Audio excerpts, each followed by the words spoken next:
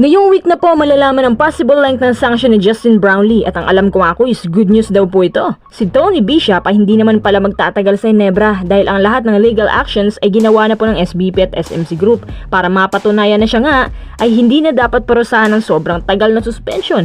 Magandang balita nga ito. At mga quiz, second update, ayon kay Sir Snow ang Converge daw po ay binubuli ng ilang PBA officials at dahil dyan, may balak na nga magtayo ng sariling liga ang team na to.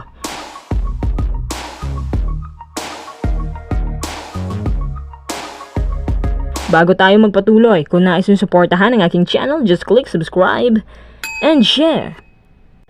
Magandang balita po ito para sa lahat ng Ginebra fans. May sorpresa po si JB para sa inyo dahil alam nyo ba na ngayong week na isa sa publiko ng Ginebra ang totoong resulta ng suspension ni JB at may konting alam po ako tungkol dito. Sinabi po ng Spin na umapila na sa Asian organizers ang pinagsaanib puwersa ng SBP at SMC Group. Lahat po ng legal papers at mga dokumento ipinasa na sa kanila. Ito rin daw ang magpapatunay na si JB hindi na dapat parusahan ng sobrang tagal.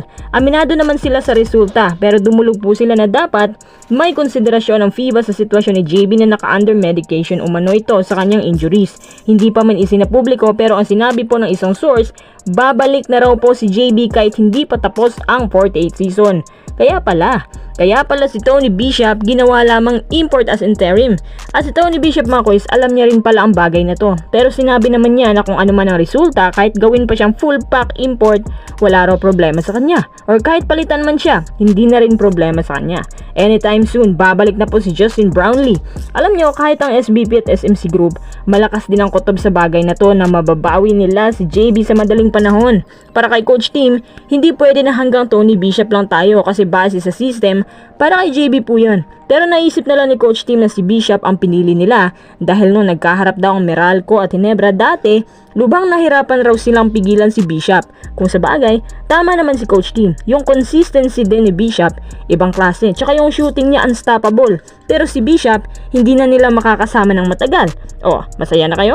Asahan natin na isa sa publiko na ng Ginebra Management ang impormasyon tungkol dito. Ang importante kasi ay yung may ginawa sila, hindi yung pinabayaan nila si JB sa ere. Ang dami kasing naiinis ng mga nakaraang araw kasi wala pa rin silang aksyon na parang sinukuan na lang nilang import na nagbigay karangalan sa bayan. Ayon sa SBP, naghahanap na rin sila ng mga klarong ebidensya na magpapalift up sa suspension. Ang expected result nga ng SBP, mawawala ng suspension niya. Pero kung meron man, konting panahon lamang. Nasa likod ng Ginebra ang buong fans si JB at pinagdarasal nilang lahat na sana si Justin Brownlee pa rin ang import nila this coming PBA season.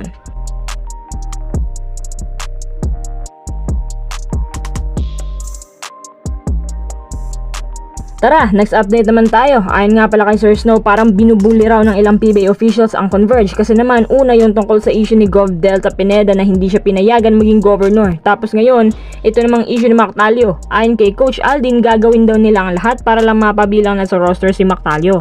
Kahit wala namang team na kumukuha tapos 4 na taon nang wala sa liga.